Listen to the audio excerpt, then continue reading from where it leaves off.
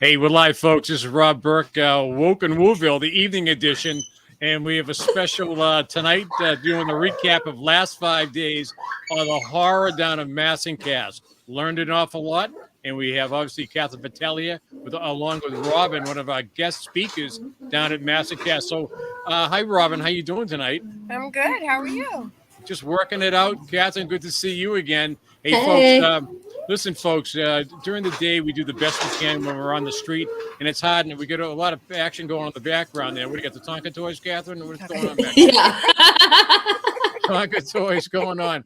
Hey, folks, listen, we're going to try to do a couple different things here. Obviously, do a recap, keep it serious. Obviously, we're going to have to do some things around the telephone line. We can post it. It can ring here, and I'll have to forward it over to Catherine, or maybe just go by the chat room. That's probably the best way, so she can post, and we'll get better at this. You can send me an email, and I can do a chat with her.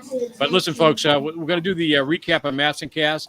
I remember last Monday we started out over at the ball field, Clifford Park, and that made the news. Then we went up and down the street. It all made the news. But nothing's going to happen. So, Catherine, jump in right here. Here we go. Okay, so I'm Catherine Vitale, candidate for Boston City Council at large. And right now we're streaming on 6 different accounts. We're on Facebook, Twitter, and YouTube because my punishment is over on YouTube, so I can post again. Don't worry. And so we spent the whole week last week at Massancast, and we were there the week before, too. We were there for a day at Clifford Park. And strangely enough, Massancast has not left the mainstream news, or at least the Boston Herald news.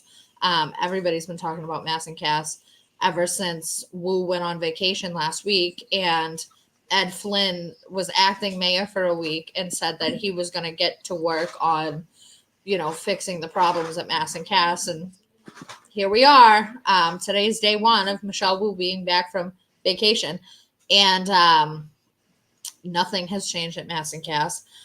And we have been in that area all week last week. And then today, Rob was not available to come down there with us, but me and Robin did take a walk through Atkinson Street, which is the street where all of the tents are and where all of the outreach happens, basically where everybody congregates, all the residents down there. And we spent about 2.5 hours down there today.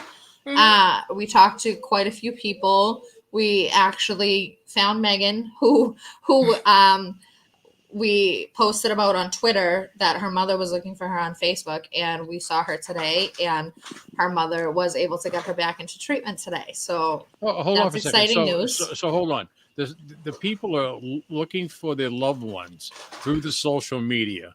Now, the people at the other end that are avoiding the people looking for them, do they know they're looking for them? Or they check it out all the time? Do they come back? Well, in this case, yes. And in a lot of cases of actual Bostonians, usually they know they're being looked for, and their loved ones know that they're on Mass Ave. And usually somebody posting about it on the internet is kind of just a way to say, like, I'm going to make your shit public until you get yourself into treatment. So Robin, when I met you, Robin, you were Joe. Your background, just recap your background. So bring people up to speed. Okay. I worked in treatment since 2017. I was actually one of the first recovery coaches in the state to go into the emergency rooms through High Point. My own struggles, I had postpartum depression. I went back for help, for years. I want to say for like 2 years. I went back and forth for help, only to, abuse my own prescribed medication because I wasn't getting what I needed from my PCP, my psychiatrist. God, I seen like 3 or 4 people at one time and never got what I needed. So it's pretty personal to me, having fallen through the cracks because of the opiate epidemic. They thought I was always drug seeking. I'm like, no, I want help. And they're like, no, we can give you drugs, but you're going to have to wait. You're going to have to go on a wait list. I'm like, no, I don't want drugs. I want help. But in the meantime, you do what you got to do to maintain. So, So who was the first person that sort of looked at you and said, "What's going on?" I mean, who was it? Was it a family member, a friend of yours, or obviously you were talking uh, about your being pregnant, and this is sort of like the kickoff. Someone must have said to you, right. "Hey, what's going on?" Well, yeah, a lot of people will notice it, but they'll say, it's just the baby blues. It goes away. Ride it out. This is what you wanted. You wanted to be a mom, ride it out. But they don't prepare you for when you're a mother, when you struggle with mental health prior to being pregnant. It's like double whammy once you have that baby, when there was no support system when I got home from the hospital, or my GYN doctor, or the second time I left Tufts Medical, I was straight delusional. I thought the bed was floating. And this is right after having my son. And I stayed quiet because I wanted to go home. So I Guy, literally played the system to get out guy, of there. guys don't understand this, do they?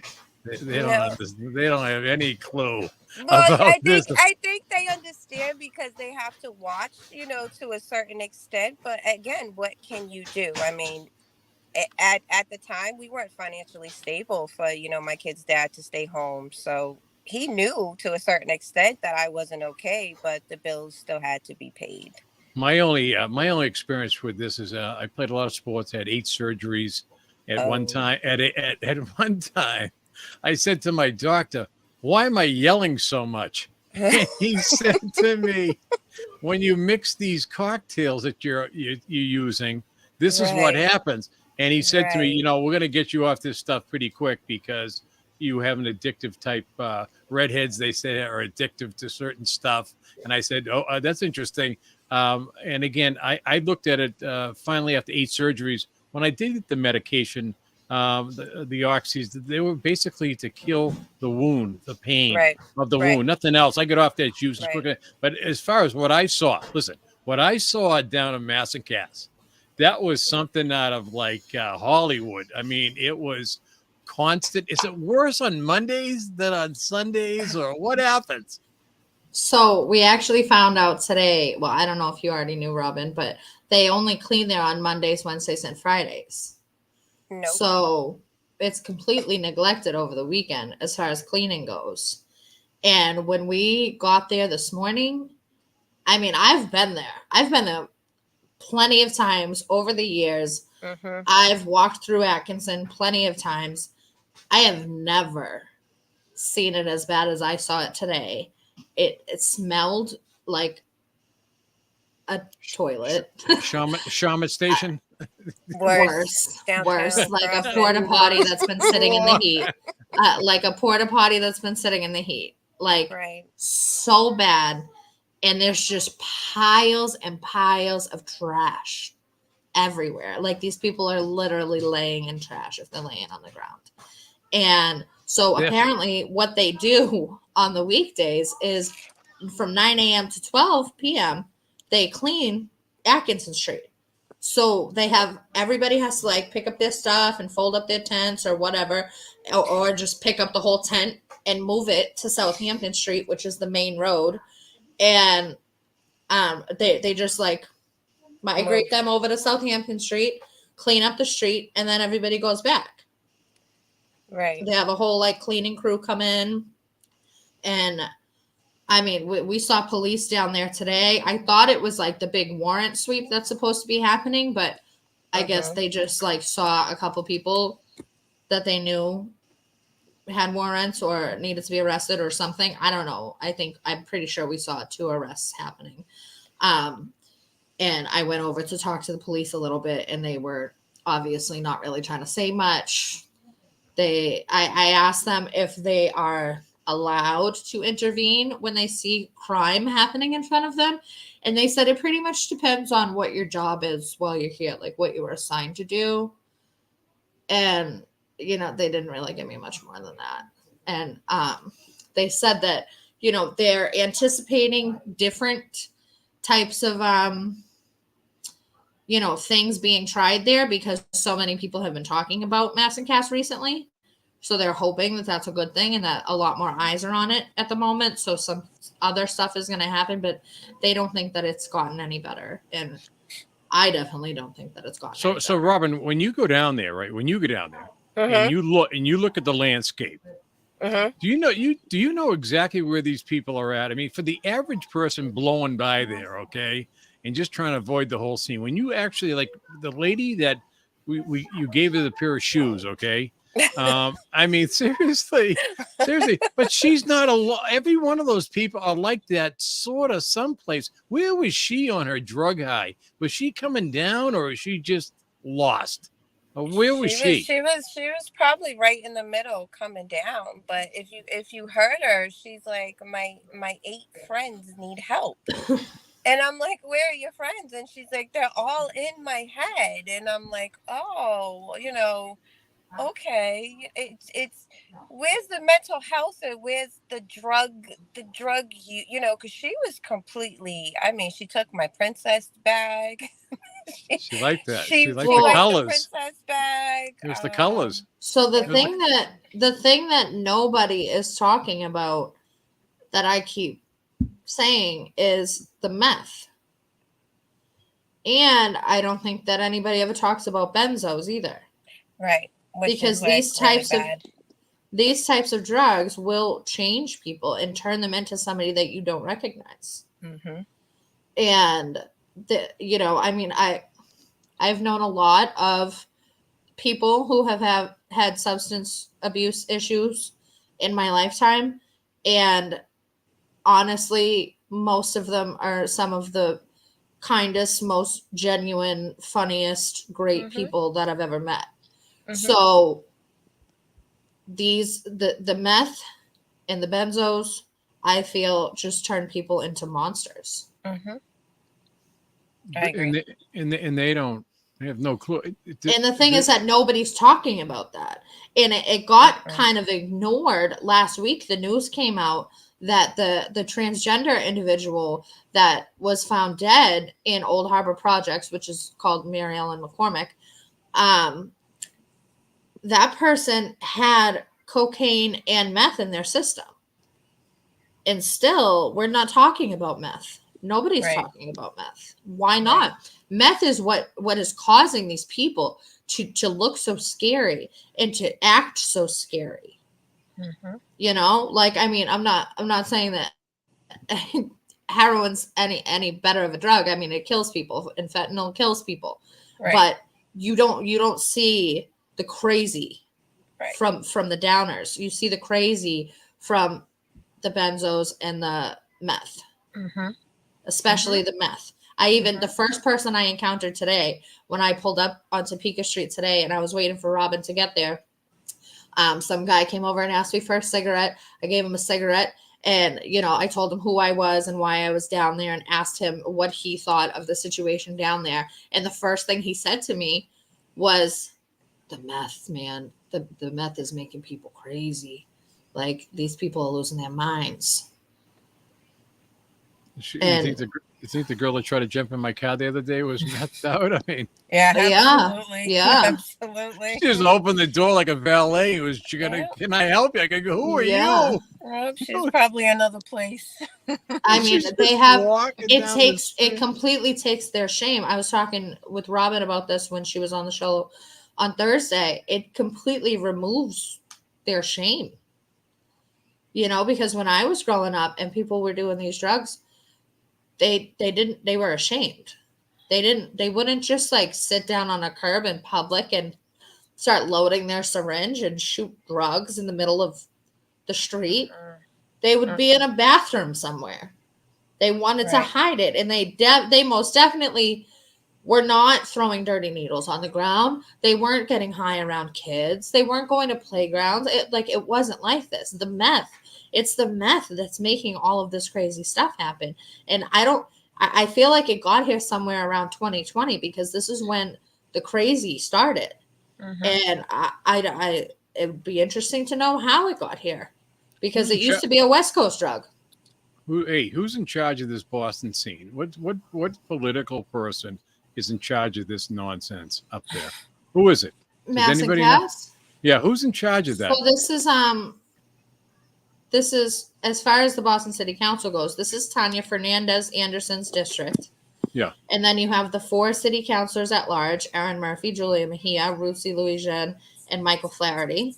Yeah. And then of course the mayor. Yeah. And then you have as far as federal office goes, this is in Ayanna Presley's district. I've never heard her speak a word about it. I think actually I've heard Stephen Lynch mention it here or there because his Southie is his district and it's right down the street. And Mass and Cass has a lot of people from Southie. So I don't hear anybody else talk about it. I think Nick Collins, none of these people. I mean, we saw Ed Flynn went back there last Monday at 6 a.m. and did a walkthrough. And once again, we're still not hearing anybody talk about the remark that he made. Oh, it's worse than I thought. Like, you shouldn't have thought. This is somewhere that you should be, like, frequently. You should be visiting here and seeing what's going on. Especially they have, Robin, what's the building they have right on Atkinson Street? The engagement center. Yeah, right in the corner there. There's an engagement center with like 3 people in front of it. I'm like, what are you engaging? Like, do you come outside? Do you talk to people, or you wait for them to come inside? Like, all I heard is the security guy go, "Get back, move back, don't touch that." It was like move, make a hole. Like, it was like the weirdest organized chaos. They get lunches in there, a job fair or something in there. It's like, I know, has the metal fence around it with the 3 security guys.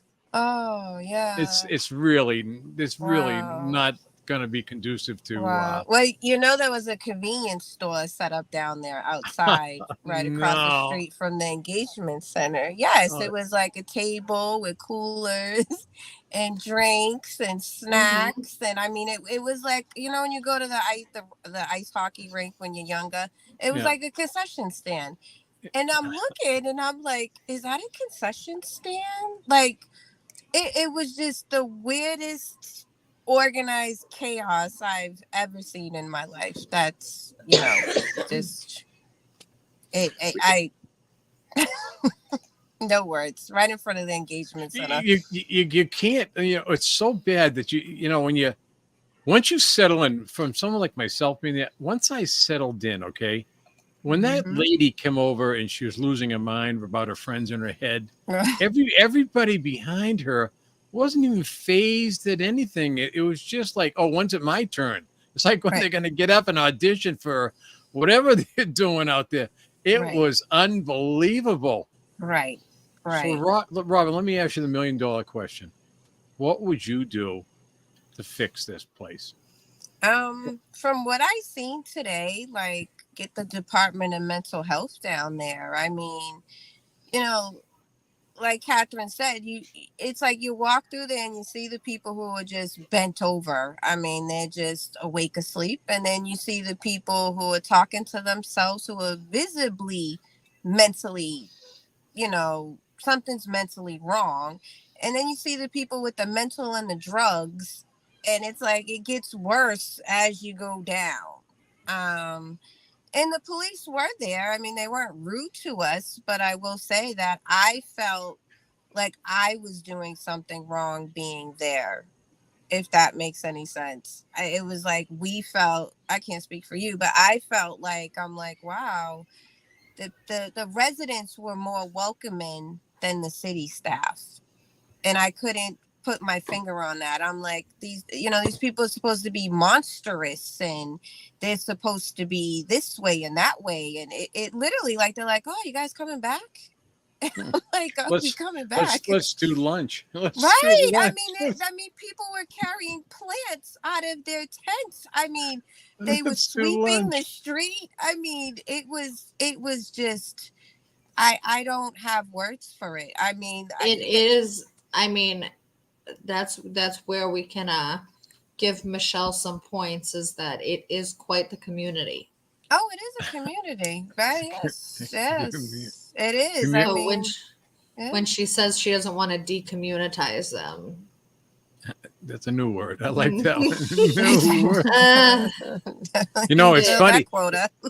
It's funny when you get a moment to speak to any of those folks. I had a couple times, but like every other reaction, there is a moment when they look you in the eye and they know that you're communicating with them, and then they just gone, Right. gone. Yeah. You're just gone. Different person now. Right. Not even close. So, Right. Catherine, I've asked you a million times. Number one question: getting going. What do you think? What's going on? What do you got to do? Section 35. It's the only reason it's a controversial topic is because once again the government is pandering to people's feelings. They didn't care about human rights or bodily autonomy for the past 3 years when they were forcing people to wear masks and forcing people to take the jab and telling people that they weren't going to have their career anymore if they didn't take the jab. Human rights didn't matter then. Bodily autonomy didn't matter then. When this is a literal life or death situation, this is worse than COVID. Okay? These people are actually dying in the streets. And even worse, if they're given free housing, they're dying behind closed doors without somebody to Narcan them. And I'm sure they're even dying in their tents without somebody to Narcan them because they're inside their tents. And Section 35, it's so controversial, but it really shouldn't be. It's a matter of life and death. It's saving people's lives. They need to go to treatment.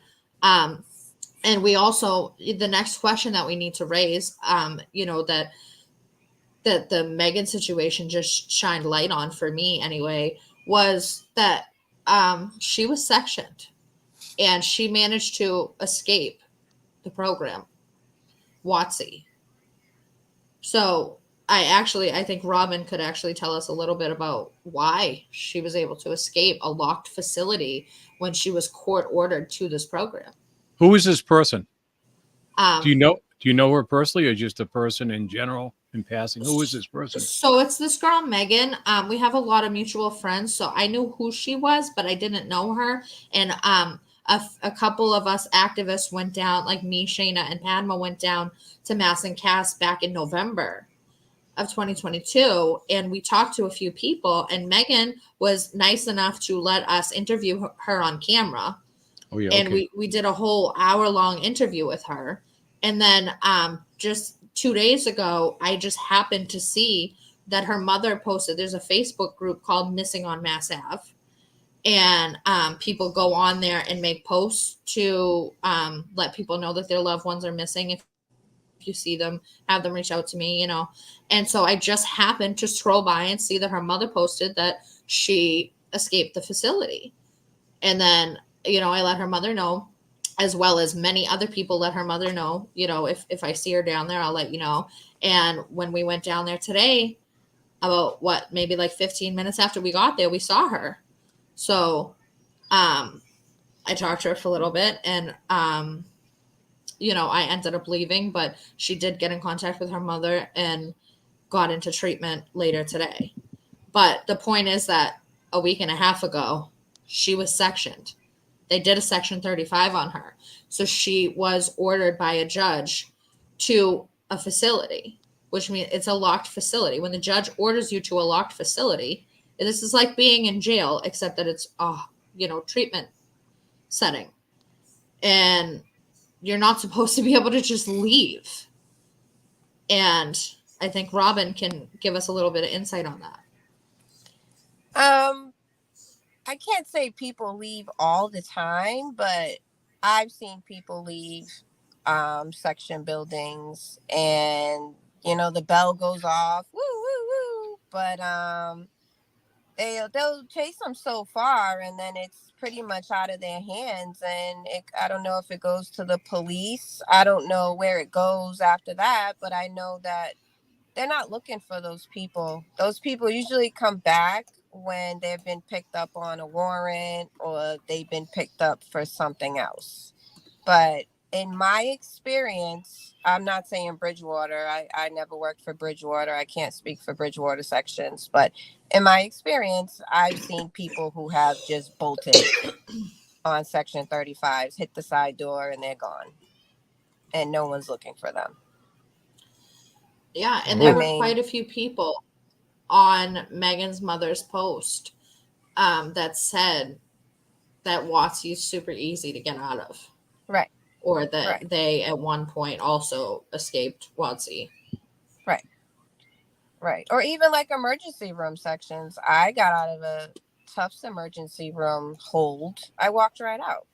And I was a mother, like in my file it says, you know, extreme anxiety, hasn't slept, just had a baby. And no one called me. I didn't get a follow-up call. I didn't get a social work call. And the kicker is that I had my baby at that hospital. So all my files are in that hospital. So all it takes is to look and say, oh wow, you know, she just had a baby a few weeks ago. Let's look into A, B, C, D.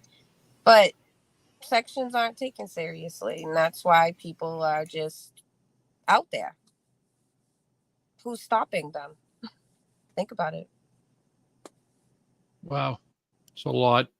It It's a lot of stuff, and people, it seems like they don't want to fix it. The more chaos, the better, the more money they probably get. Right. It's just like, come So- on, will you? We have Shannon in the comments asking us to play a clip of Megan. So I do have the clip that I posted on Twitter. It's a 2-minute clip. So if you guys don't mind, I'm just gonna play it. Okay. Mhm. I'm not like technology savvy, so please Oh, you're bear doing with great. me here. You're doing great. I'll mute myself.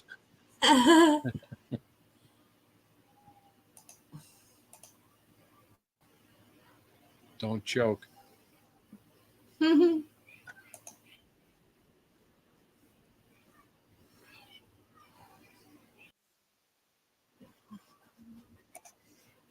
Oh no, wait.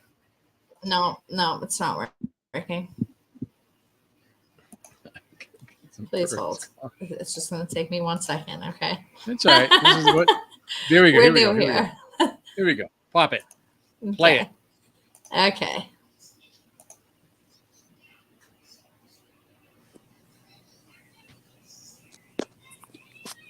Loading. It's loading. Oh god. It was just playing 2 seconds ago. Shitty service you got. Well, there's her face. And she was a waitress at the North End, she said. Oh, you watched the whole interview?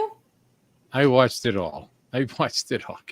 I watched it. Stable housing, they'll have a better chance to get sober. True, right? Well- But you gotta be sober. Right. You gotta get a fucking job. I just got my Got a GED. cat here. I have no Kid. I have no trade. I'm embarrassed because my teeth are all broken, right? And I'm embarrassed to go on a job interview because of that. And you know, I just like, it makes me sad. You got people down here that are actively shooting heroin and smoking crack cocaine, Tina, whatever you name it, right? And they give them an apartment. They don't drug test them, nothing. You're not helping because you're putting people in these apartments where who's gonna fucking Narcan them if they're in an apartment by themselves? And you don't want to decommunitize them? What? So you, by saying that, that means, in my opinion, you don't want to move them too far away from their drug dealer. You know, because what if they, if you move these people out of Boston, maybe they would get sober. Maybe they would get sober. Yeah, When you were a little girl, I'm talking little, what did you want to be when you got older? Did you ever dream that you would be in the situation you're in right now? Never. I just had my son. taken Thursday. Right? How old is he? And I just couldn't get it. I couldn't get it back. I couldn't get back on track. And if you want to help people out here, right? Fucking here's South Bay, motherfucker. I'm sorry. This no consequence bullshit ain't helping nobody. Because you know what? Until I face real consequences, I didn't even bother. What the fuck do I care? So that's Megan. And I love this whole interview with her because she gets it. You know, she's not like I feel like society wants to write people off and like forget about them. And she's like, you know, people do need consequences. People, you know, if you don't incentivize the housing that you're giving these people, then it's a waste, you know? And I don't know. It breaks my heart because there's so many amazing people out there and they're just like written off as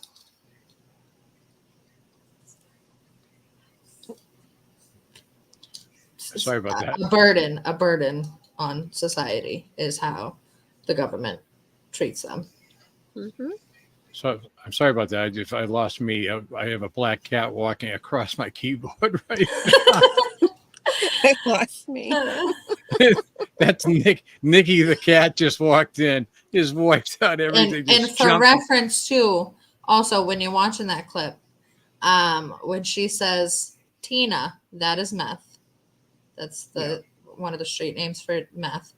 And when she says there's South Bay, motherfucker. South Bay is the House of Corrections. So she's saying, like, what can we do to fix this problem? Start arresting people and start sectioning people. I mean, that's the only way. Yeah. Somebody says they want us dead. They do. Just want to make a quick announcement, folks. We have our email is up now, info@wokeandwuville.com. That's finally up. And Catherine, I'm gonna cut this loose because I gotta hit the road here. Hey, Robin, good to see you again. You too. Thanks for the invite. I think it's helpful that during the day it's hectic, and maybe like my approach, I was telling Catherine, and we disagree a little bit now. We've always disagreed. We disagree, but I think this is good because if we go out and we have a situation, because we can't run the camera all day in the daytime, but if after we run the camera 20 minutes, that's what we try to do, 20 minutes, and at nighttime we get to go over it again, bring them to new people, let some people come in. I think it may be a better format. We get a lot of things going on, and so I'm gonna exit the studio, as they say, exit stage left. I got this cat on top of my. I don't know if I can show you the cat. Oh, Nikki, can you see? Nikki, where are you? I can't show you. Nikki. See Nikki. Where's Nikki? So just looking at the comments. Hold on, looking at the comments really quickly. Danielle says, but there needs to be a strong support system in place to help these people recover while in custody. We need to address the whole problem, not simply lock them out without giving them tools. This is 100% true. From my, candidacy as a Boston City Councilor at large, there's only so much that the City Council can do.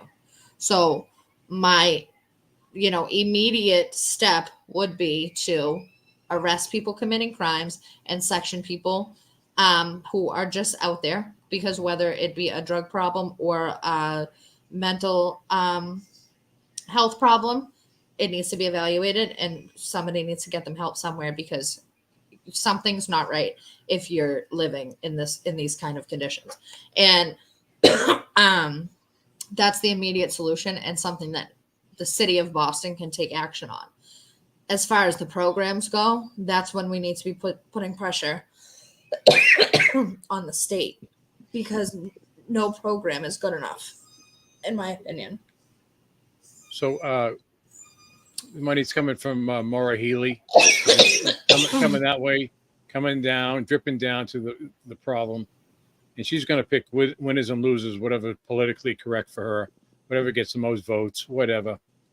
And like I said, this is a terrible situation. But folks, if you're at home watching this and you have anybody that has any expertise in this, maybe some experience, feel free to come on and be the sidekick. It's always important that we have people that know what they're talking about. That's so helpful, I think.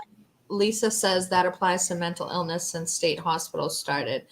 So Lisa was actually going to join us on here tonight, and we couldn't get the StreamYard to work right. So Lisa will probably be a guest on the show in the future, hopefully this week, and we can hear some insight from her. Important. And always, and the other thing is connect with us through email or even the phone number at 617-915-4009. You can always leave a message. Robin, your first cousin called me. Which one? I got a lot. The one down in Chesterfield, Virginia. Oh. Okay. And so he had said that he was just watching what it is, and it's amazing. Some people got to see it. We need help to help you guys. We need help to help us spread this, because listen, we're just doing this. We don't have all we have is people out there. I mean, we have the only ones standing are the ones like these ladies right here. No one else gives a shit. They're hiding. Yeah, we definitely need people. We need input. We need ideas. It takes a village. But you have your own show. You have your own show. Free on YouTube says, are a lot of folks down on the Avon, Suboxone, and Methadone? I think that the majority of people are or have been. And part of the reason why we have this problem in the specific area is because there's 2 methadone clinics down there. And so people go there for their doses and then go cop because it's a free drug market. So, like I said, I don't see this stuff getting any better. I think it's going to get cranked up more and more and more. The more chaos, the more misery. Again, this is a political thing, but it's really about ideology and control. And they're going to be lockdowns. They're already doing lockdowns again. This is coming around again, folks. So I think we can use this as a forum to obviously exchange ideas, talk about, that old Russian proverb, it's true when it happens to you. And there's a lot out there, and you can't run from this. There's no place to go. Where are you going to go? We're gonna run to another state. Sorry, it's there too. It's everywhere. So that's just my opinion. That's all. Danielle says they're giving people inside that center you spoke about drug paraphernalia and teaching them to shoot up. And so I heard also today that the police aren't allowed to go into that engagement center. Oh, that's what the engagement center is for. Is what I heard. Yeah. That's where they go to get their kits and their materials. They got the tourniquets and the clean syringes and the cookers and crack pipes. Hey, and also listen, folks, if you're watching, spread the word and maybe on an email, 50 words. Okay. Everybody has someone they know that this is affected by. I don't care who you are, whether it's alcoholism, mental illness, drug abuse, or whatever it is, okay? And you've all in the same train, but you don't know, you're sitting in different seats.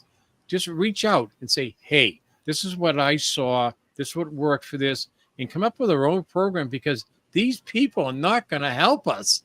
I'm talking about collateral damage now, not just regular damage. The regular damage you can see. It's all the collateral stuff, like all the businesses that can't do business. Accidents, a guy that got hit by the car in the wheelchair, I think it's really important.